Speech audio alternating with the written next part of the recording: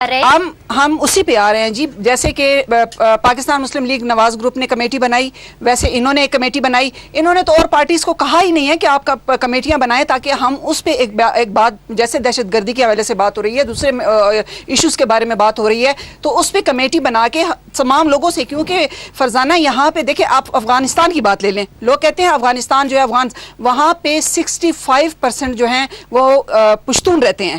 انہوں نے ایک صرف کلمے کی وجہ سے ایران سے علیحدہ ہوئے اور انہوں نے افغانستان کو کبھی یہ نہیں کہا کہ اس کو پشتونستان بنائیں. یا مجھے سمجھ نہیں آتی. اور دوسری بات جو سب سے بڑی اہم بات ہے کہ 1973 کا جو آئین بن رہا تھا اس پہ مولانا مودودی صاحب اور خان عبد الولی خان، اس وقت ایک موقع تھا خان عبد الولی خان کے پاس کہ وہ اس نام کو جو ہے تو وہاں پہ ریجیکٹ کر سکتے تھے کہ یہ جو ہے تو یا پختونخوا بنائیں یا پختونستان بنائیں. جب 1973 کے متفقہ آئین میں خان عبد الولی خان اور مودودی صاحب کے سائن موجود ہے تو اب چھوٹے جو ہیں بات کر رہے ہیں سیاسی مسئلہ ہے، لیکن اس پہ ہم سب ایک بات میں آپ کو بتا دوں، پاکستان مسلم لیگ کی طرف سے میں گارنٹی دیتی ہوں کہ پاکستان مسلم لیگ نے جس طرح پرائم منسٹر سے لے کر وزیر اعلیٰ تک کے انتخابات میں ان کے ساتھ آن بورڈ رہے، آپ ہمیں بلائیں، آل پارٹیز کانفرنس کریں، ہر صوبے میں کریں، مرکز میں کریں، ہم آپ کے ساتھ آنے کے لیے تیار ہیں. لیکن یہ دراصل چاہتے ہیں کہ کریڈٹس خود لے لیں اور جو دوسری پارٹیاں ہیں ان کو کچھ نہ سمجھیں. کو بھی ان کو کوشش کرائیں گے کہ تھوڑا سا کریڈٹ مل جائے. ہم تھوڑا سا اس طرح آتے ہیں کہ مولانا حسن جان کا جب قتل ہوا تھا، ہم مذہبی رہنماؤں کے اگر قتل کی بات کریں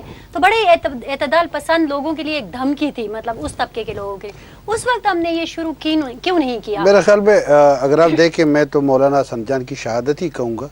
اس وقت حالات جو تھے وہ بالکل مختلف تھے آج سے، اور اس وقت کے حکمران جماعتوں جس میں پاکستان مسلم لیگ، قائد اعظم اور متحدہ مجلس امن دونوں برابر شریک تھے. اگر اس وقت یہ اس ایشو کو آگے لے جاتے اور مولانا حسن جان کی شہادت سے وہ بہت بڑا فائدہ اٹھا سکتے تھے. اگر اس وقت یہ لوگ اس دہشت گردی کو دہشت گردی ہی ڈکلیئر کرتے تو میرے خیال میں آج یہ حالات نہ ہوتے. صرف مولانا حسن جان کی شہادت نہیں تھی، اسی وقت مفتی نظام الدین شاہ میرزائی کی بھی شہادت اسی کی کڑی ہے. اسی طرح کراچی میں اگر آپ کو یاد ہے تو اس وقت اہل سنت کی جماعت پر جو اہل سنت والجماعت کی جو اجتماع تھا اس پر بھی ایک خودکش حملہ ہوا تھا اور اس سے بھی انہوں نے فائدہ نہیں اٹھایا. اگر آپ دیکھیں، میں آپ کو ٹارگیٹڈ کریں گا، میں اس وقت میں آپ کو یہ کہتا ہوں کہ ٹھیک ہے آپ نے بتایا کہ این پی کے اتنے لوگ مر گئے. آپ دیکھیں وزیرستان میں تقریباً 365 کے قریب، دونوں وزیرستان میں 365 کے قریب لیڈنگ ٹرائبل ایلڈر، جس میں ملک فرید اللہ خان، ملک خاندان، ہم فرنٹیئر میں اس چیز کو ڈیٹیل سے ڈسکس کر چکے ہیں. تو یہ تمام جو تھے، یہ ان تمام کا تعلق این پی سے نہیں تھا، ان تمام تعلق کا جو جمعیت العلماء اسلام فضل الرحمان گروپ سے نہیں تھا، مسلم لیگ سے نہیں تھا، یہ عام لوگ تھے. اسی طرح اگر آپ دیکھیں تو سوات میں جو لوگ ٹارگیٹڈ کلنگ کا شکار ہوئے، جس میں صاحبزادہ غنی اکبر بھی شامل ہے جس کا تعلق جمعیت العلماء جماعت اسلامی سے تھا، اس میں سردار علی ملک سردار علی بھی شامل ہے جن کا تعلق جمعیت العلماء اسلام سے تھا. مگر یہ جو مذہبی جماعتیں بہت ادب کے ساتھ، بہت احترام کے ساتھ وہ آنکھیں چھپا رہی، وہ ان کی جو رہنما ہے یا ان کے جو سرکردہ اراکین ہے وہ میرے خیال میں بہت زیادہ خاموش. میں نے سے بھی یہی کویسچن کیا تھا کہ یہ پرسرار خاموشی کیوں ہے، لیکن وہ کہتے ہیں کہ نہیں، خاموشی نہیں ہے، ہم تو بات کر رہے ہیں، ہم اس کے مخالف ہیں اور ہم اس کی مخالفت کر رہے ہیں. نہیں، مخالفت تو یہ نہیں ہے کہ آج ایک بیان دے دو کہ ایک طرف دوسری. اب مطلب میرے خیال میں مخالفت اسی طرح ہوگا کہ حکومت کے ساتھ آ جائے جس طرح یہ لوگ حکومت کے ساتھ ہیں، آ جائے حکومت کے ساتھ کہہ دے کہ ہاں یہ ٹارگیٹڈ ایکشن کر دو. ٹارگیٹڈ ایکشن ہی، کیونکہ آپ دیکھیں بات چیت کا تو کوئی فائدہ نہیں ہوا، ان کے مطالبے مان لیے گئے، ان پر اعتراض. آپ لوگوں کے میں نے یہی سوال مطلب ان سے بھی کیا تھا کہ آپ لوگوں نے کوشش کی ہے اے این پی کی اور پیپلز پارٹی کی مخلوط حکومت کو بٹھا کر ان سے بات کرنے کی؟ کوئی رابطہ ہوا؟ بالکل جی. ہمارے جتنے بھی سرکردہ لیڈرز ہیں، امیر مقام خان کو لے لیں، وہ ہر ان کے جرگے میں جاتے ہیں، وہاں پہ بات کرتے ہیں، کیونکہ زیادہ تر افیکٹو جو ہیں.